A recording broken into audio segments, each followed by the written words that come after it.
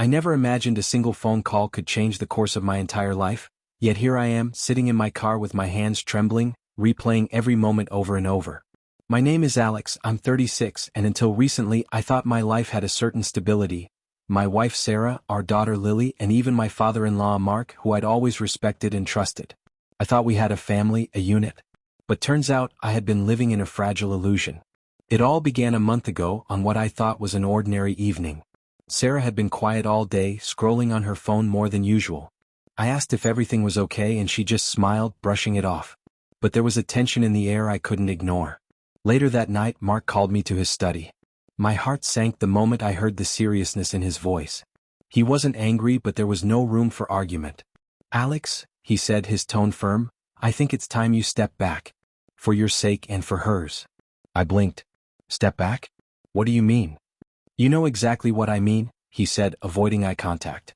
This isn't working. Sarah isn't happy and you're blind to it. I can't let this continue." I laughed nervously, thinking maybe he was exaggerating. "Mark, come on, that's ridiculous. She loves me. We have a daughter. What are you talking about?" But his expression didn't waver. It was a mixture of disappointment and finality that I hadn't seen before. He gave me a few more instructions, essentially telling me to leave, to distance myself, and that it was better for everyone if I simply disappeared for a while. And just like that, as surreal as it felt, he ended everything. For the next few days I tried to reach Sarah. I called, texted, even emailed. Nothing. Silence. No messages, no explanations. Her father had orchestrated it in such a way that it felt like my presence was suddenly unwelcome in my own home. I stayed away, trying to respect the boundary, but my mind refused to stay quiet. I kept replaying every conversation, every misstep I thought I might have made. Had I really failed that badly? Then a week later my phone rang. I didn't recognize the number at first and I almost ignored it. But something made me pick up. "Alex?" a calm, mysterious voice said on the other end. It was female, soft but with a weight I couldn't quite place. "Yes, who is this?" I asked cautiously. "My name doesn't matter yet. But what I have to tell you, you're not finished. Not by a long shot." I froze, gripping the phone tighter. My chest was pounding. "What do you mean? Sarah, is she?" "She's not gone forever," the voice interrupted. "But she's in danger of being completely taken over by the people around her, the people who think they know what's best for her. Her father, he isn't just concerned. He's controlling. And if you don't act, if you don't make your move, you'll lose her completely." I could feel my hands shaking now. I don't understand. What can I do?" "You'll know soon enough," she said, and then the line went dead. I sat there in silence, staring at the phone. Every instinct screamed at me that this was some kind of trap, yet a part of me, the part that still loved Sarah, knew I couldn't ignore it. I had been sidelined, erased from their carefully constructed reality, but now, for the first time since Mark's intervention, I realized I still had a chance to fight back. The next day, I started piecing together what little I knew about the mysterious caller. She didn't leave a number to call back. No address, no email, nothing. Just the message that my story wasn't over. I thought about calling Sarah's friends, trying to find someone who might have insight. And then it hit me. There was one person she had mentioned in passing during happier times, someone she trusted implicitly. Maybe they knew more than anyone else.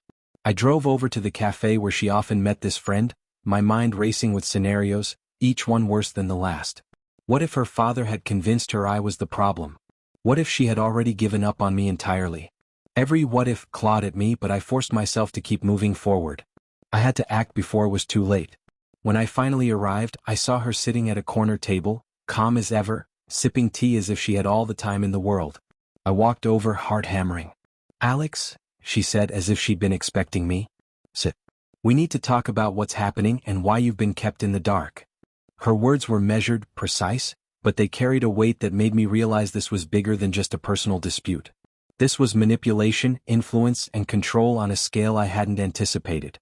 And suddenly, all those days of silence, the feeling of helplessness, the crushing weight of Mark's authority, it all started to make sense. "You have to understand," she continued, "Sarah's father believes he's protecting her. But in reality, he's isolating her. He's cutting you out piece by piece. If you don't do something, she might never see you as someone she can rely on again." I swallowed hard, anger and fear mixing together in a way I couldn't separate. "So, what do I do?" "You follow my instructions carefully. No rash moves. No confrontations that will push her further away. And most importantly, you don't lose your nerve. This is your chance to show her who you really are. The man she trusted once, the one who still loves her despite everything. I nodded, though she couldn't see me. My mind was already spinning with plans, strategies, ideas. This wasn't just about reclaiming a relationship. It was about reclaiming respect, trust, and a place in her life that I never should have lost in the first place. As I left the cafe, I realized that the days of being sidelined were over. My story wasn't finished, not by a long shot. I had a mission now, and it started with listening, understanding, and moving carefully. But most of all, with believing that even when everything seemed lost, there was still a chance to rewrite the ending.